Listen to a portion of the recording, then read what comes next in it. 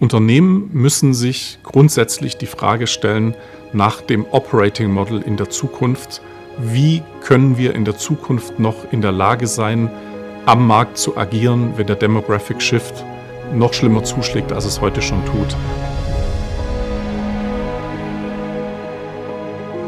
Die Fähigkeit von FORSEE, genau dafür Antworten zu finden, liegt darin, dass wir solche Projekte eben tatsächlich nicht nur mit unserem Competence Center HR ausstatten und delivern, sondern eben die Kompetenzen aus ganz FORSEE dazu holen. Die Kompetenzen aus unserem IT-Management, die Kompetenzen aus unserem Analytics-Bereich, die Kompetenzen aus unserem Transformationsmanagement-Bereich und können somit eine Lösung entwickeln für Unternehmen, die erstens auf Unternehmen zugeschnitten ist und zweitens deutlich mehr berücksichtigt, als quasi nur die HR-Funktion zu transformieren.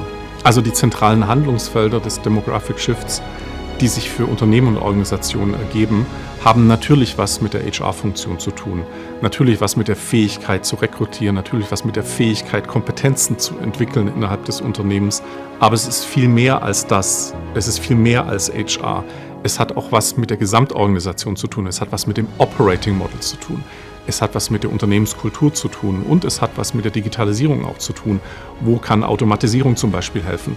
Ja, die Rolle der Digitalisierung im Demographic Shift ist definitiv eine Chance.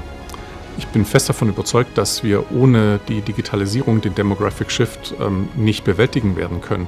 Es gibt noch so viele Aspekte innerhalb unserer Gesellschaft und auch innerhalb Unternehmen, die von der Digitalisierung noch überhaupt nicht betroffen sind und die überhaupt noch nicht in der Digitalisierung angekommen sind.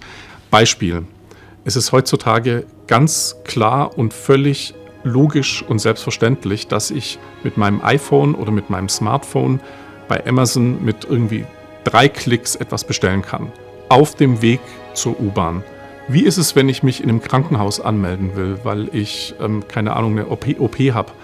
Kann ich da auch so einfach einchecken im Krankenhaus mit meinem Smartphone und dann direkt auf die Station gehen? Nee, ich stehe im Zweifel stundenlang in der Schlange und muss irgendwelche physischen Formulare ausfüllen. Das ist so ein Beispiel, wo ich meine, dass die Digitalisierung noch überhaupt nicht angekommen ist oder kaum angekommen ist. Und es gibt noch sehr, sehr viele Potenziale der Digitalisierung. Und wir müssen diese Potenziale der Digitalisierung heben, um eben die Herausforderungen des Demographic Shifts zu meistern. Der Demographic Shift ist definitiv einer der wichtigsten Auslöser für Transformationen in Unternehmen. Ich würde den auf einer Stufe sehen mit dem Thema Digitalisierung, auf einer Stufe sehen mit dem Thema Nachhaltigkeit. Und insofern ist der Demographic Shift dort angekommen, wo eben Digitalisierung und Nachhaltigkeit heute schon sind, nämlich als die wichtigsten Auslöser für Transformationen in Organisationen.